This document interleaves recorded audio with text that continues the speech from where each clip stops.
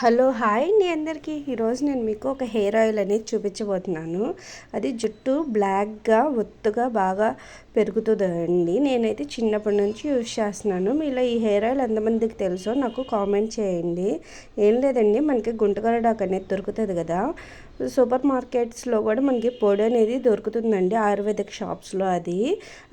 అది నాకైతే ఆకే దొరికిందండి. నేను ఆకు తీసుకొని మిక్సీ పట్టేసుకొని కొంచెం వాటర్ వేసి మిక్సీ పట్టానండి. దాన్ని ఒక కాటన్ క్లాత్లోకి తీసుకొని రసం అంతా పిండేసి నేను ఒక పావు కేజీ ఆయిల్ తీసుకొని అందులోకి బాగా మరగబెట్టేశాక ఈ రసాన్ని అందులో వేసి మూత పెట్టేశానండి.